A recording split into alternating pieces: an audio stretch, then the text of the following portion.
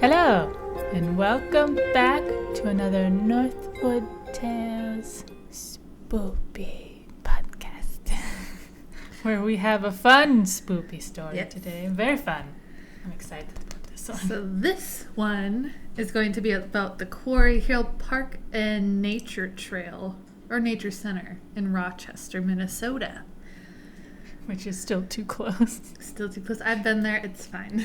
Oh no, you could have brought something back with you. I could have. I took some fossils with, so there might be something on there. Yeah, you're allowed to. Certain sizes. So we're going to start with the history of the park. So in the 1870s, the Minnesota State Hospital Rochester bought the property to build an asylum for the mentally ill. What? It's a good start, right? What a fantastic way to start the story. The hospital opened January 1st of 1879 with 100 male patients transferred from the hospital in St. Peter, Minnesota. And it was built according to the Kirkbride plan, which we've talked about. Yeah. So I know that. Oh, yeah. no. For your short story. Oh, no. So the design was created by Thomas Kirkbride that set aside open stretches of land for farming, exercise, and occupational therapy. The Rochester State Hospital believed, like Dr. Kirkbride, that the people with these illnesses needed a lot of fresh air, natural sunlight to help with their conditions, and that's what the Kirkbride is. It's kind of sprawled out, kind of like a bird wing, so then they get natural light in all the different rooms for all the patients, so they get natural light to help them with the vitamin D. Let's consider it. Yeah. I mean, there's too many studies that show that just being out in nature is just better for you. Yeah. So that's kind of the same thing, and a lot of places around that time built that Kirkbride system. Oh. So even on the East Coast, I think there's a lot of them too, and in the South. That's good. And before little sunshine for your ghost stories. So before the 1920s, mental hospitals mainly tried to keep patients occupied with work and recreation, and often restrained violent patients, which, you know, you always hear bad things about old asylums. And they also mistreated their patients. Problematic. And then I put in a little picture, an old picture of what it looked like. The building? Yes, because it's no longer standing now. It's like a little lighthouse topper. So I think that's the main building, kind of like Fergus Falls has their state hospital. Looks like that. Looks like palm trees. They're probably just maples. Then in the 1880s, a reservoir near the first quarry was built, which was used for the next decade. In that time, caves were carved out of the hills and the cliffs to serve as a cellar for storing the vegetables that were grown on the state hospital farm, which a lot of the patients were farming and growing vegetables, because that's how they kept them busy. Who's digging those caves? They did. We'll get into that. Labor. Well, it kept them busy. They liked it. Busy.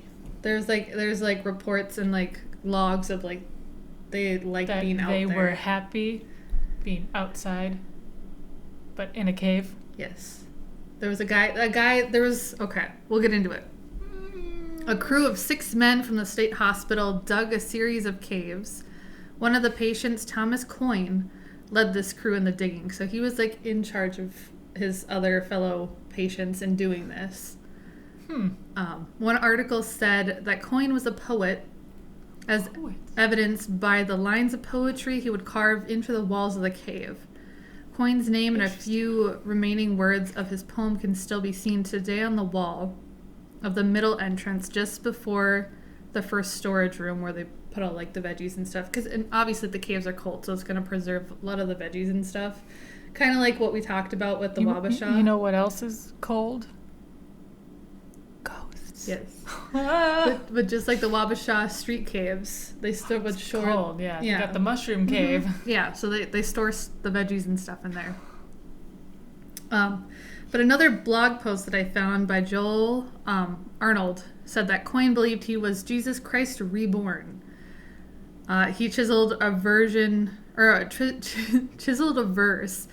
cave walls of the first stanza of an old song called Blue-Eyed Mary and signed it Coyne the Prophet.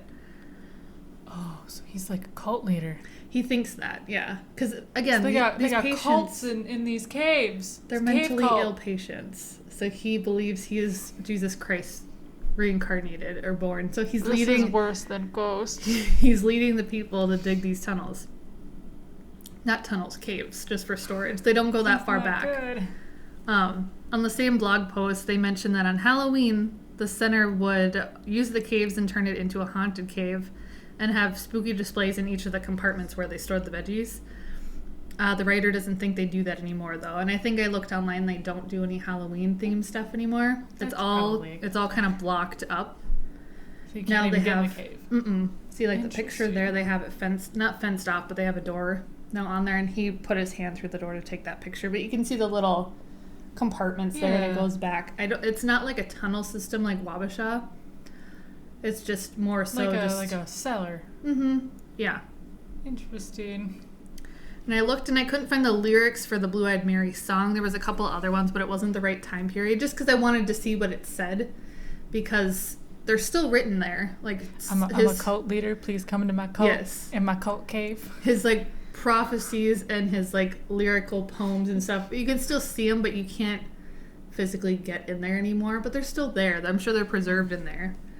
But I think it would be fun to go see what he wrote. The little cave with the cave cult reminds me of that one scene in As Above, So Below where they're walking past and all those people were like, oh, in the cave, and that one chick like, stares at the camera guy. Well, who goes into the caves, you know? Cults. Is that right? Well, I mean, like, normal people aren't going to go in there, so that's why they're like, we're going to go here and be safe from the people. They're not going to bug us.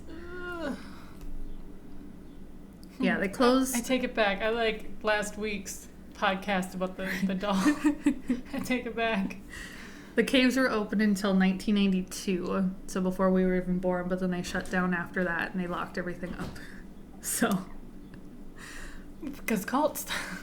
I mean, they could have, but the state owns. Is Arya's trying to break up. Hello? Arya just, I think she saw a bird out the balcony. You alright? You see a cult out there? Is there a cult or is it just TikTokers? That's the bourgeoisie. The TikTokers? No, the birds. Carry on with the cult cave. So in 1886, they created a cemetery which was used by the Rochester State Hospital to bury the patients of the hospital when they had passed. And there's approximately 2,019 grave sites.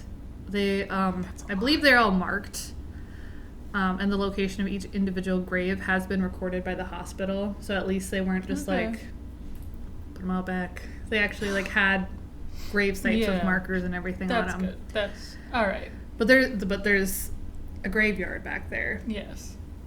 So that's spooky. I don't know how close it is. See, that's the thing, because I've been here. You didn't see any cult caves? And I've tried, and I put a map in, we'll see that later, but I tried to like correlate where these things were, and I don't know if I've walked past any of it, or if it's deeper to the north side of north of the trails. I'm not sure. Interesting. Years later, in June of 1964, the Kirkbride building was demolished to make way for a new construction, and a year later, the city of Rochester purchased a large portion of the state hospital land from the state of Minnesota for like $21,000 for 212 acres. That's pretty cheap. Which is now known as, I have no idea. That's why I was like, I'll put this in here in case anybody's interested. You're just buying some old cult land. Mm-hmm. And then it's now known as the Quarry Hill Park. And in 1972, ground was broken for the Nature Center. And then after the hospital rebuilt, they came under fire for their inadequate chemical treatment program and mental health care. Huh? Because the hospital still on the land. They rebuilt, they tore the Kirkbride down and built another hospital. Another one. Yeah, for the mentally ill again. But then they got under fire because they were mistreating their patients. That's how you get with chemical ghosts. treatment programs. Cults. Yeah. And then funding for the state hospital were cut drastically after that point, and this was in the 70s. cults. They were Hippie unable to cults. care for so many patients and on such limited funds that eventually it closed down in 1982. And I think they were all sent to different facilities all over the state, because I know there's still, I don't know if St. Peter's, Minnesota still had a mental health hospital. There was a bunch of them in the state, because Fergus Falls had one. I know there was one up near Duluth, the Nopaming, which I really want to talk about. Haven't toured it, but I really want to. I got a good story about that one. But yeah, I think they must have transferred the patients. Jeez. So they had a hospital, tore it down, built another one, abused the patients. And now it's a quarry. You go there and you hunt for fossils. I think the quarry, I don't know if they inherited the rest of it after they shut down, but I know that second building has since been demolished too. Oh, that's probably a good thing. I think. Now there's ghosts in the quarry, because if you tear down the house... no. So going back to the Nature Center, now that we got like the history of the land, I've been to the center and it's pretty cool. Oh. They have tanks with they have it's like a little aquarium, because it's a wildlife information place. They have tanks with insects. I think they had spiders, snakes, and stuff that is native to Minnesota. They had a bunch of fish tanks, which is really cool. And they had some taxidermy stuff, obviously, to kind of demonstrate this is this critter and this. Yeah. So it's pretty cool. They have tours, I think, for elementary kids and high school kids, and they do a lot of educational stuff. That's good. So that's really nice. They don't teach about the cults? That's good. No. So here's a map. If you go back up here. So this here, and it kind of lays everything out. So this is the center. This is where you park. And then you can walk around this little pond here. And there's a couple little bridges. But this quarry, it's steep. I don't know if you can get down to the bottom. I think there's a trail you can probably take. But then there's there's these ones here. Remember the videos I showed you of the baby frogs and stuff? That was, I think, in this area here. Do we know where the hospital was? That I couldn't figure out, but I've been back over here in the boonies, because there's an old quarry and then the quarry that's officially on the map that they give you. But my cousin, she's going to school. Quarry? Yes. Well, not secret. It's the old quarry. Because my cousin is doing, she's at the University of Minnesota, Duluth, for geology? Yes. Rock study.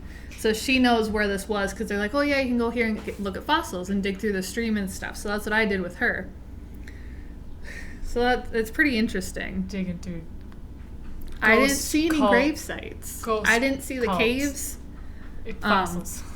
So I'm not sure. Spooky. You but it is really you just pretty. Go in there, chilling, see some rocks, and then you see a cult. That was me though, because I didn't know, and I was it was really pretty, and it was right after it stormed, and it was all mucky and stuff though.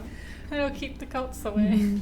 But yeah, I didn't see any of the. I don't know where it exactly is, and we'll show the map, but I don't know where everything is. But it would be fun to go back, because you can just walk the park. And then I can show you the fishies and the turtles and the snakies. But ghosts. Yeah. If we can find them. Ghosts of all the cult people. Oh, no. So now, more spooky stuff for more you. Spooky stuff. More spooky stuff. No. Aria heard you. She did not like that spooky stuff. God. So as you can imagine, since this is a location with many burials, as we discussed, there has been reports of ghosts and strange happenings. A lot of people that are just out hiking on the paths and in the forest areas have said that they feel uneasy and that there's a sense of eeriness to the place. There's also a local legend that says a man hung himself in the 1960s from the wooden walking bridge that runs over the quarry, which I think is on one of the map portions here. Thank you. But I couldn't find any stories online that specifically said people had encounters with this man who hung himself. It was just, I think it's just a legend. I don't know if anyone has seen apparitions there. Like I didn't see any stories online. And I tried digging around to find different blog posts and stories and stuff to see if anybody had seen just in general. You know, like if you go on Reddit and people like, oh, I saw this, or like you see like someone posted on Facebook like, I was out walking and I saw this like shadowy figure or something, but I didn't see anything. Yeah. So I'm not sure. You're not as sensitive to that stuff though. I'm not, but other people. So I was trying to look at the internet. But even to like see. When you were there, I wouldn't ever think that you would notice something. Like, and I didn't feel like any weirdness. I remember it was more calm, but I remember looking around because there was like a hill that I climbed up on, like a slope incline, and then it kind of plateaued. Oh. But I think at the time, I was like looking for like deer or bears, but I was a little bit like looking around, but I don't know if I'd consider that like uneasy or eerie, but I think I was just looking for animals. I mean, that's like us when we went to the Olympic Park Bridge. Mm-hmm. You know, it was all fun and games until we got a radio call saying that there's cougars. Yes. So that was scary. But yeah, I didn't really feel anything when I was there. And I couldn't find really anybody else saying anything, but I'm sure if you asked around, if you went to Rochester, there might be people like, oh yeah, like I was out there, or like, oh, my sister, my friend, or my cousin, like they had some weird encounter out there. Well, I think if you're looking for something, you're gonna find it. Mm-hmm. If you're not looking for something, chances are you're not gonna find it. So it's not. It's usually, if you're just sensitive to it and you're just minding your own business and then something happens, that's usually how it goes. Because I know there's a state hospital cemetery. Let me see where that kind of correlates on the map here. No, I just want to see how close it is. Oh, okay. We didn't go that far. You want to pull up? Okay, you got the map pulled up again? Screenshot this. It's right... Yeah. So if you look... Because the cemetery is kind of right on this loop here. Oh, there's some baseball fields. Play baseball with the Colts. Mm-hmm. Colt baseball. So I didn't go that far down. I was right here. But I heard like construction going on like down the hill here. So I don't know what they were doing. They're rebuilding another hospital. Mm-hmm. Probably irrelevant to the cemetery. But that's how close. It's on the grounds. So spooky. Hello, you came just in time. Yes, on a happier note. She comes to save us with cuteness. She gets spooked and then she say hello. Mm-hmm. Yeah, this would be a fun one to go explore. Yes. It's very calm. Doesn't sound like there's a lot of ghost activity. If I see a cult, I am sprinting the other direction. We won't go near we can look at the caves from afar. We won't go super close to them. Yeah. I don't want it to be like an as above, so below moment where I look and then there's like someone in there. Yeah. Mm-hmm. No. If we see that, we're out skis. Yep. No thanks. Go disappear so fast. Alright. Thanks for joining us today. Again, stay safe. Stay cool. And we'll see you next week for another spooky story. Bye.